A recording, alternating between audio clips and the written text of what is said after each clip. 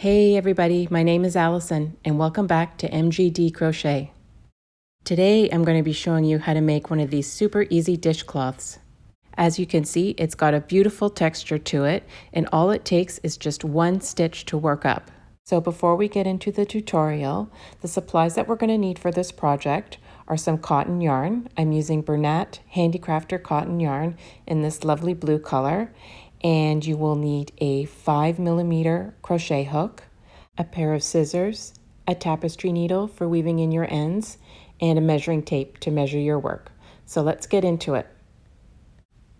So to get started with our textured dishcloth, we're going to want to chain 31 chains. And let's just put a slip knot on our hook before we begin.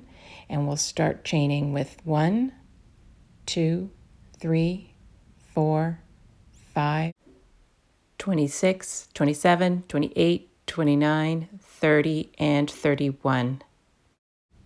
So starting our first row here, what we want to do is put one single crochet into the third chain from the hook. So not counting the loop on the hook, we count back 1, 2, and 3, and we put one single crochet there, like that. And then we're going to skip one chain, and we're going to put 2 single crochets into the next chain. 2, just like that. And then we're going to skip another chain and we're going to put 2 more single crochets into the next chain. Skip one chain and 2 more into the next, 2 more single crochets into the next chain, like that. And then we just keep working like this all the way down to the end. So just approaching the end of this first row, what we want to do is skip this chain here and place a single crochet into the last chain to finish off this row.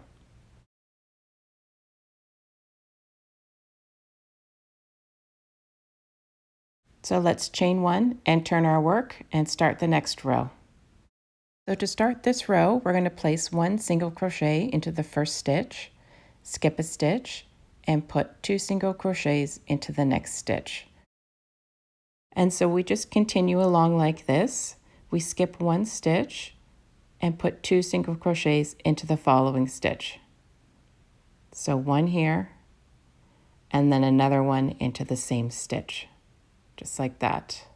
So keep working along like this until the end of the row, and I'll meet you at the end and we'll start the next row.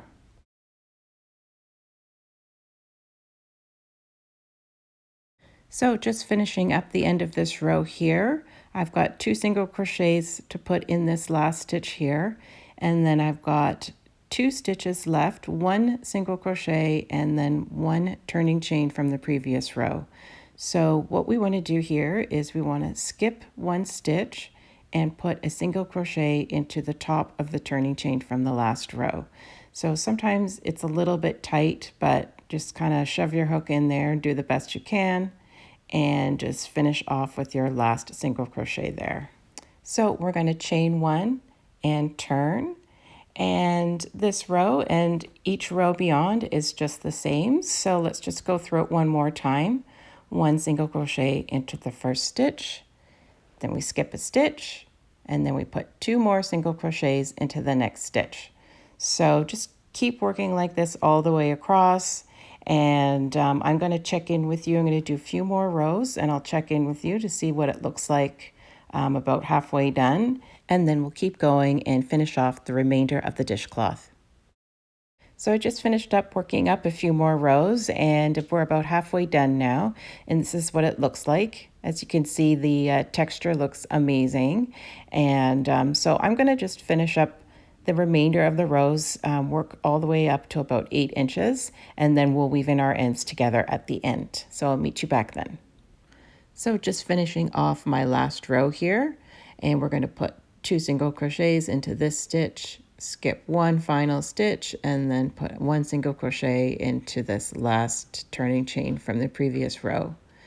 And we're going to trim our yarn and pull through to fasten off, and then I'm going to show you how we weave in our ends, and then we'll be done.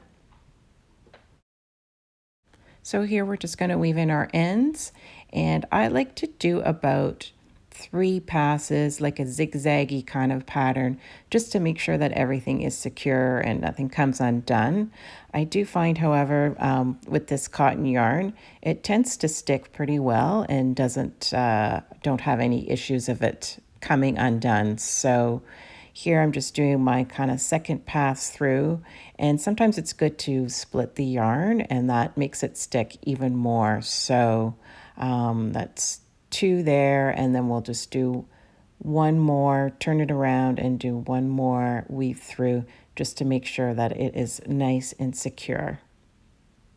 So just pull through here, give it a little tug, flatten everything out, trim our end, and then we will just finish weaving in our second end, just like that.